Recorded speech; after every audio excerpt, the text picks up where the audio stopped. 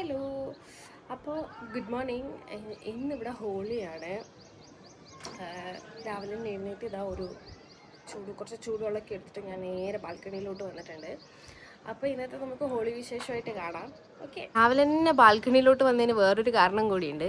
ഇത് കണ്ടോ, ഈ അപ്പാർട്ട്മെൻറ്റ് CSFകാരുടെയാണ്. അപ്പോൾ അവർ നേരെ നമ്മളെ താഴെ തന്നെ ഹോളിയുടെ ഇതൊക്കെ സെറ്റ് ചെയ്യുന്നുണ്ട്.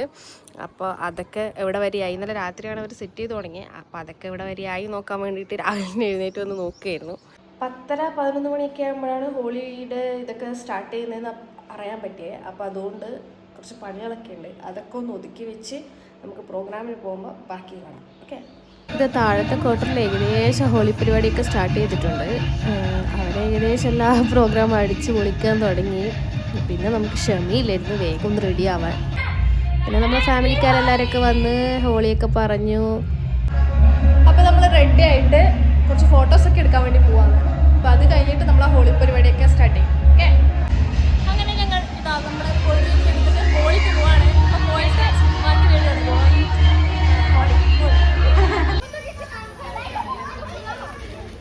അപ്പാർട്ട്മെൻറ്റിൻ്റെ താഴെ എത്തിയപ്പോഴത്തേനും പിള്ളേരൊക്കെ ഇത് ഏകദേശം ഹോളി പരിപാടി സ്റ്റാർട്ട് ചെയ്തിട്ടുണ്ടായിരുന്നു. അങ്ങനെ എല്ലാവരും നമുക്ക് കളറൊക്കെ തേച്ച് തന്നു. പിന്നെ ഞങ്ങൾ നേരെ മെയിൻ ഹോളി പരിപാടി നടക്കുന്ന അവിടത്തോട്ട് പോയി. അവിടെ നോക്കുമ്പോഴത്തേനും ഭയങ്കര തിരക്കും ഡാൻസും പാട്ടും ഒന്നും പറയണ്ട, ഭയങ്കര അടിപൊളിയായിരുന്നു. പിന്നെ വെള്ളത്തിനകത്ത് ഫോണ് കൊണ്ടുപോകാൻ പറ്റാത്തതുകൊണ്ട് പുറത്തുനിന്ന് വീഡിയോ എടുത്തിട്ട് പിന്നെ ഞങ്ങളും ഡാൻസൊക്കെ കളിക്കാൻ വേണ്ടി പോയി.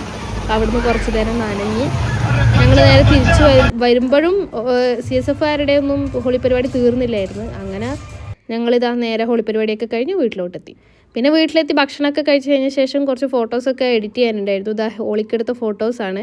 ഇതിൻ്റെ ഫുൾ ക്രെഡിറ്റും ഞാൻ ആതിരേച്ചിക്ക് വേണ്ടി കൊടുക്കുന്നു.